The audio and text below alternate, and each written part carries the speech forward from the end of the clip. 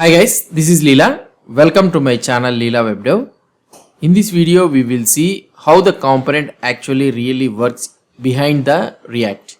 Let's try to see in this video. So I am sharing a simple slideshow here. So in this video, we will see the difference between React components, component instances, and also the React elements. So what is the difference between these three things? Let's try to learn about this one in this video. React components and the component instances and also the React elements. Knowing about the difference will make it a bit more clear what actually happens with your components as you use them. So this is one thing. So when you are trying to use the React components in your code, what actually happens, so if you try to know, then it will be very much we can able to understand it clearly. So let's look at the components first. So first we'll look at the components. So three things are there, right? Components, component instances, and the React elements. First we'll see about the components. Components are what we write in order to describe a piece of the user interface. So normally when we will be using the component we will be using it to describe or otherwise to write a piece of UI user interface, means UI code. So we'll create the component. Component is just a regular function, JavaScript function, but it is a function that returns the React elements. So it returns an elementary. Normally when you write a component function or anything, so it will consist of a regular JavaScript function only. But at the end of the function, what it will try to return is it returns the JSX elements. So that is nothing but a React elements. So it returns nothing but an elementary. And we usually write these elements using the JSX syntax. So this JSX syntax nothing but it will return the React elements. Now a component is a generic description of the UI. So we can essentially think of a component as a blueprint or a template, and out of this blueprint or template, React creates one or more multiple create component instances. So that means, so what I can say is, so here you can understand that the component which we are trying to create is nothing but a blueprint or a template of the HTML element, that is nothing but the React elements. And from this blueprint, we will be creating one or multiple component instances. So here from that function we will create a component instances. Let's try to see with an example. Now React does this each time that we use component somewhere in our code. So whenever you are trying to use the component somewhere in your code, so it will try to execute that function. Let's say that for example we have a code like this. So here in our app function we have a code like this. So we are having a simple app function, that is nothing but app component. In this app component we are calling 3 times the tab component. So this tab component is also a regular JavaScript function, and that tab component we are calling it 3 times. So what will happen here in this one? The tab component what we saw in the last slide is included 3 times in the app component. So therefore 3 instances of the tab are placed in the component tree. So that means the 3 instances will be created in the component tree. That is nothing but the tab component. So here it will be the app and 3 times the tab instances it will be created. So in our application behind the scenes, this happens because React will call the tab function 3 times. So now you will be able to understand very clearly that, so whenever you are using the tab component means the function will get the tab function will get executed. So now you have used 3 times the tab function, the tab component. So that means the React will call the tab function 3 times.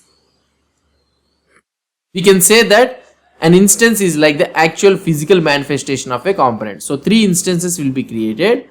So for this tab thing, while the component itself is really just a function what we wrote. So here the component instances means nothing but the physical manifestation. So that means the implementation of a component, and the component itself is nothing but just a function what we have written. So using that component we will create a component instances which will have all the manifestation of the component. Each instance holds its own state and props and also has its own life cycle. So whenever you are trying to create an instance from a regular component function, it will have its own state, own props, and also its own life cycle also, which we'll try to learn it afterwards. So basically a component instance can be born, it will live for some time until it will eventually die. So that means the component instance, so the component will be there all the time, but the component instances will be created whenever you create a component, and it will be useful for some time, and automatically it will die after some time when you remove that component. Now we have used many times the term component and the component instance interchangeably. So we have used these both the terms, right? Component and also the component instance. We can say that we just say that component lifecycle and not the component instance lifecycle. So normally when you see outside or anything, so we will see about this component lifecycle, not the component instance lifecycle. And also we say that UI is made up of components, not of component instances. Even though component instances would technically be more accurate. So this is what I want to say. Sometimes we'll to say about the component life cycle, component state like this. So normally, generally, technically, if you try to say, it's not a component life cycle or component state. It is a component instance state and also a component instance life cycle. You know that JSX will actually be converted, will actually get converted to multiple react.createElement function calls. So this one already we have learned in our first time. So how the JSX syntax alternatively we can write it using the react.createElement function. So normally behind the scenes the JSX syntax will be converted into this one only, react.createElement function calls. Then as a React calls this createElement function, the result will be a React element. So here whenever the React calls the react.createElement function, so the result, the output, the return value will be an React element. So a React element is basically the result of using a component in our code. So the React element is basically the result, the return value of using a component in our code. It's simply a big immutable JavaScript object. So what is this React element? It's a big immutable JavaScript object that React keeps in memory. So that is one thing.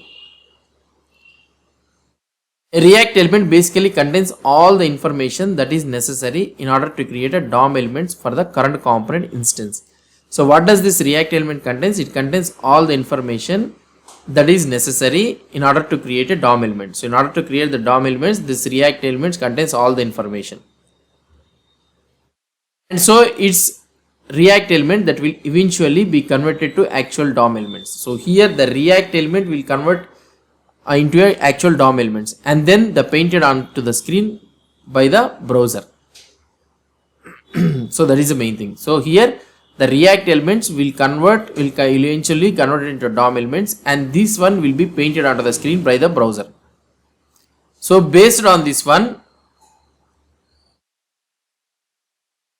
based on all these, the DOM elements are the actual final and the visual representation of the component instance in the browser. So that is obviously we know about this one. So finally the DOM elements are the main actual final and visual representation of the component instance in the browser. It's not React elements that are rendered to the DOM. So don't think that React elements will render to the DOM. So the DOM elements, the React elements will be converted into the DOM elements and the DOM elements will be responsible for visual representation of in the browser. So React elements will be there inside the React app and have nothing to do with the DOM. So they are simply converted to DOM elements when they are painted on the screen in this final step. So this is all about the component instance and also the React elements. So hope you understood about the difference between these three things, which you should have a clear knowledge about this one. So hope you understood about these three things. If you have any doubts or any suggestions, please post the comments below to this video. And if you like this video, please do support me by subscribing to my channel. Thank you.